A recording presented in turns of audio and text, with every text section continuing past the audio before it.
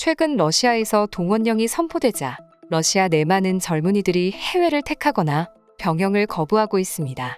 블라디미르 푸틴이 예비군 부분 동원령을 전격 발표한 뒤로 러시아 곳곳에서 항해 시위가 확산되고 있습니다.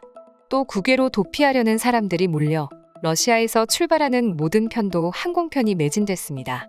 게다가 BBC는 모스크바와 상트페테르부르크를 중심으로 동원령 반대 시위를 벌인 1000명 이상이 체포되고 있습니다.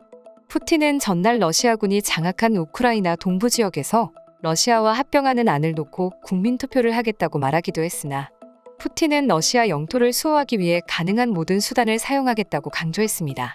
러시아는 푸틴 대통령 발표 전 탈영, 도피 등 병역 의무를 위반하는 경우 최대 징역 15년을 선고할 수 있도록 하는 병역법 개정안을 통과시키기도 했습니다.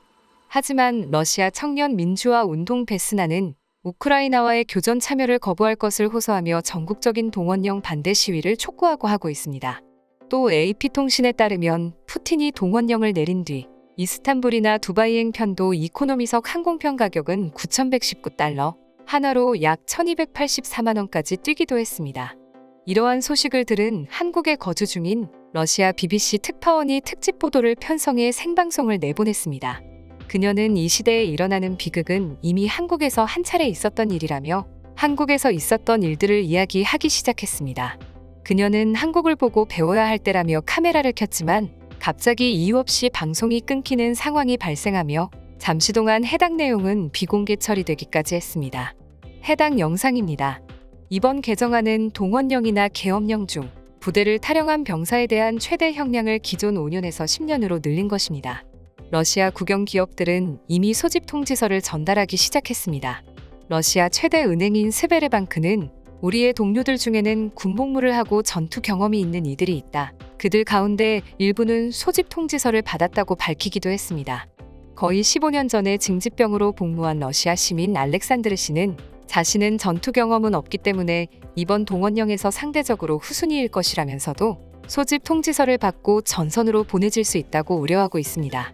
그는 나는 이번 전쟁에서 싸우느니 조국을 떠나고 싶다. 그러나 그럴 경우 10년가량 수감될 수도 있다고 말했습니다. 그럼에도 불구하고 그는 군대에 가는 것을 피할 방법을 찾아볼 것이라고 덧붙였습니다. 이는 단순히 러시아만의 문제가 아닙니다. 이런 역사적인 경우는 이미 많은 나라에서 여러 번 있었습니다. 바로 제가 지금 파견와 있는 한국에서도 비슷한 사례가 있었는데요. 지금 한국에 살고 있는 60에서 90대에 해당하는 사람들은 이런 일을 한 번씩 겪었습니다. 그들은 완전 폐허가 된 한반도를 반세기 만에 세계 10대 경제 대국까지 만들었는데요. 지금 세대도 물론 잘하고 있지만 당시 이야기를 들어보면 지금 대한민국의 틀과 기반을 다져놓으신 한국 사람들이 정말 존경스러울 정도입니다. 단적인 예로 지금 한국에서 살고 있는 청년들의 부모님 세대 중에 자신을 위해 인생을 사신 분 별로 없다고 봐도 무방할 정도입니다. 전부 자신보다는 가족을 위해 희생하는 삶을 살았는데요. 그 덕에 요즘 세대들이 희생보다는 자신을 더 아끼고 소중히 여길 수 있게 되었다는 이야기도 있습니다. 당시 한국인들이 합심해 한국을 경제대국으로 만든 유명한 사례가 몇 가지 있습니다. 1997년 12월 대한민국은 외채지급 불능을 선언하는 국가부도 위기에 봉착했습니다. 수많은 기업들이 부도가 나면서 실업자가 급증하고 치솟는 금리로 인해 최악의 경제 상황이 되었습니다. 6.25 전쟁 이후 가장 큰 경제 위기는 IMF 외환위기였습니다. 그러나 놀랍게도 국민들은 당시 상황을 극복하기 위해 금모으기 운동을 시작했습니다. 정부 또한 힘을 싣기 위해 4대 개혁을 통해 외환위기를 극복하고자 하였습니다. 이러한 국민과 정부의 자발적 노력은 빛을 발했고 외환위기가 발생한 지 4년이 채 안 되어 IMF로부터 받은 구제금융액을 조기에 상환할 수 있었습니다. 심지어 국가신용등급도 외환위기 이전의 수준으로 회복할 정도였습니다. 금모으기 운동은 1998년 새마을 부녀회장으로부터 시작되었습니다. 누구 하나 강요하지 않았고 정부가 주도한 운동도 아니었습니다. 국민들은 외환위기를 극복하기 위해 자발적으로 금을 모으기 시작했습니다. 그러나 당시 외신은 이러한 대한민국 국민들의 금 모으기 운동을 마냥 긍정적으로 바라보지 않았습니다. 이렇게 작은 나라에서 금을 모아봤자 100억 달러가 넘는 국가부채를 어떻게 갚을 수 있겠냐는 의견이 대다수였습니다. 그러나 한국 국인들은 전혀 기죽지 않고 열심히 금을 모았습니다.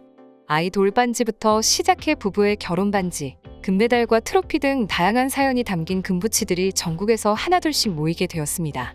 그렇게 모인 금부치가 1998년 한 해 동안에만 227톤이 넘었고 당시 돈으로 환산하면 2조 5천억 원이 달하는 수준이었습니다.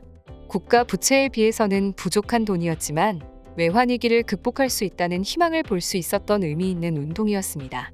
정부는 경제 위기를 극복하기 위해 기업, 금융, 노동, 공공부문을 중심으로 구조조정 정책을 펼쳤습니다. 기업 개혁을 통해 잠재 부실 기업을 정리하고 기업 부실 경영에 대한 책임을 강화하고자 했고 기업 경영을 투명하게 할 수 있도록 개선하고자 하였습니다. 그렇게 대한민국은 2001년 8월 23일 국가부채 195억 달러를 전액 상환하여 외환위기를 극복할 수 있었는데요. 이는 6년이 걸릴 것이라는 예상을 뒤엎고 단 3년 만에 이루어낸 믿을 수 없는 성과였습니다. 이러한 기록은 동아시아의 모든 국가를 통틀어 최단기간 극복한 역사였습니다.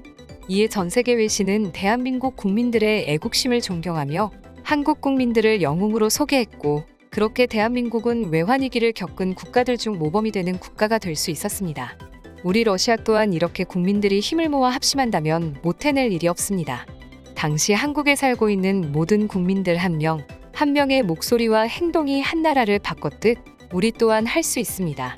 절대 불가능한 일이 아닙니다. 해당 영상은 정확한 이유는 밝혀지지 않았지만 방송 중간에 종료되었습니다. 방송을 보고 난 러시아 시청자들은 한국에 대한 존경 어린 눈빛을 보내며 극찬에 가까운 반응을 보였습니다. 한국에서 저런 일이 있었는지 처음 알았다. 정말 대단한 나라다. 본인들의 물건을 내다 팔아 한부도가 난 나라를 다시 일으켜 세우다니 앞으로 현대 역사상 다시는 없을 나라이며 민족들이다. 우리 러시아는 지금 웹사이트에서 동원령에 참여하기를 원치 않는 군인들을 위한 한라인도 있습니다. 원하시는 사람들은 참가해 주십시오.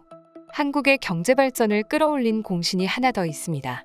그건 먹을 게 없어 물로 배를 채워도 배워야 산다고 공부를 한 국민성과 외국 원조의 의지에 국가 경제를 지탱하면서도 학교를 만들어서 교육을 지상과 제로 삼은 지도자의 해안이었는데요. 이로 인해 많은 고급 두뇌들이 경제를 견인차 하게 된 것입니다. 힘든 시절을 성실하게 잘 이겨냈던 해당 한국인들 모두에게 진심 어린 박수를 보냅니다. 지금을 행복하게 잘 살길 바라며 다시 한번 그 시대의 한국인들께는 존경을, 지금을 살아가는 이들에게는 희망을 기원하겠습니다. 이상 파노TV입니다. 시청해주셔서 감사합니다. 구독과 좋아요는 영상 제작에 큰 힘이 됩니다. 눌러주셔서 감사합니다.